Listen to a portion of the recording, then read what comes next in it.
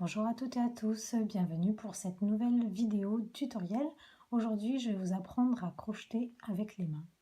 Alors, pour ça, j'ai récupéré une laine, grosse laine mèche. Là, c'est la laine qui vient de chez Bergère de France.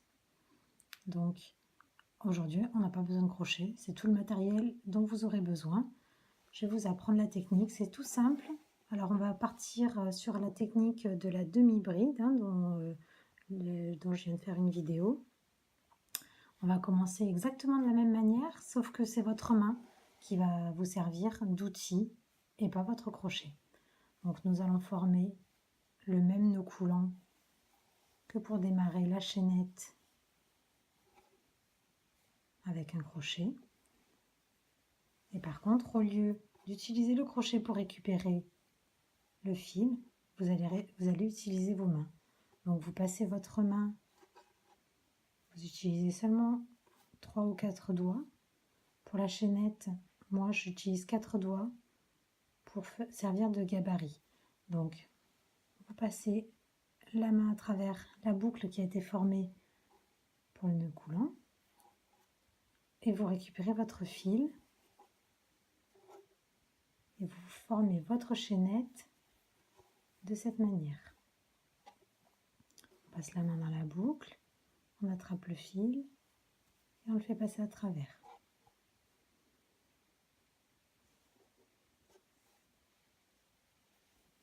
Voilà, j'ai formé une chaînette de 10 mailles en l'air.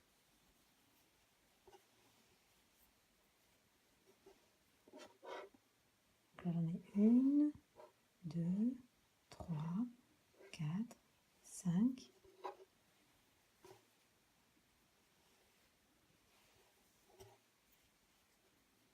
6, 7, 8, 9 et 10. Voilà ma chaînette. Alors comme pour le travail avec un crochet, j'utilise exactement la même technique. Je ne fais qu'une maille en l'air à la fin de chaque rang avant de tourner, même s'il s'agit de demi-bride. Je vous ai expliqué pourquoi dans la vidéo sur la demi-bride, tout simplement pour éviter d'avoir des bosses disgracieuses en bordure du travail. Et comme là je veux faire une mini couverture avec cette laine, avec les mains, je veux absolument une belle bordure. Voilà, donc j'ai fait ma maille en l'air supplémentaire au bout de ma chaînette. Je vais maintenant commencer mes demi-brides. Donc au lieu de piquer dans la première maille depuis ma main, qui représente le crochet, je vais piquer dans la deuxième maille. Donc je fais un premier jeté, je viens piquer dans la deuxième maille, je fais un deuxième jeté et j'attrape, comme je n'ai pas de crochet, j'attrape entre mes deux doigts le fil, je l'enroule autour de ma main comme ça pour avoir mes 3 boucles sur ma main qui représentent le crochet. Et je fais un dernier jeté que je viens passer dans les 3 boucles qui étaient sur ma main. Voilà, j'ai formé ma première demi-bride sur la chaînette.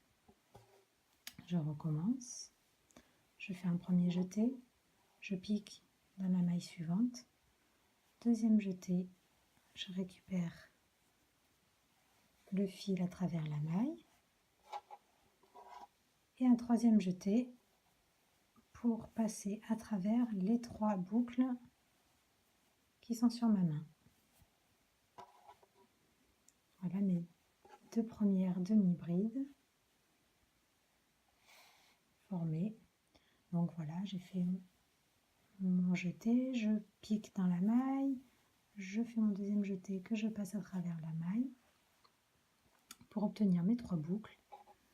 Et enfin, je fais mon dernier jeté que je viens passer à travers ces 3 boucles. Voilà mes 3 premières demi-brides. Je vais aller comme ça jusqu'au bout du rang, jusqu'au bout de la chaînette.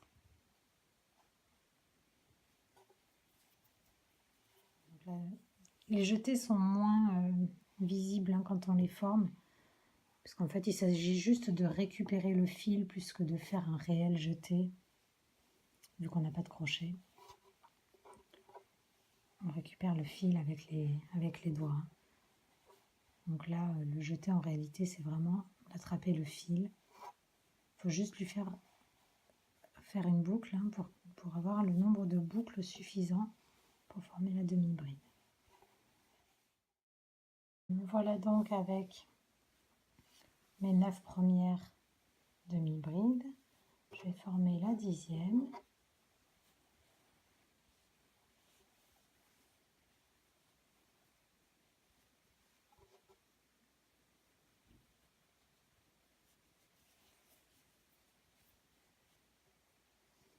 Voilà, je fais une maille en l'air simplement en passant le fil à travers la boucle et je tourne mon travail.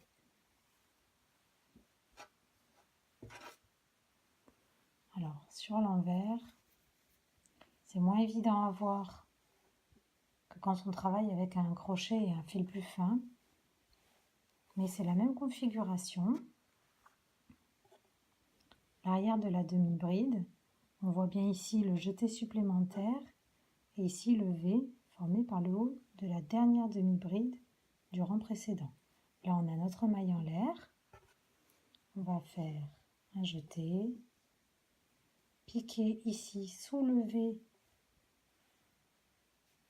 du haut de la demi-bride du rang précédent, on fait un nouveau jeté pour passer le fil sous ce V, on se retrouve avec nos 3 boucles sur la main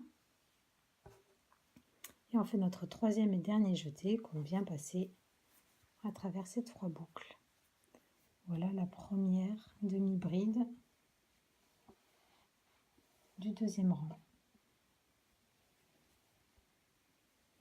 Et on va former comme ça tout un rang en faisant bien attention de piquer au bon endroit sous le V et pas sous le jeté supplémentaire qui se trouve là. Donc je viens piquer,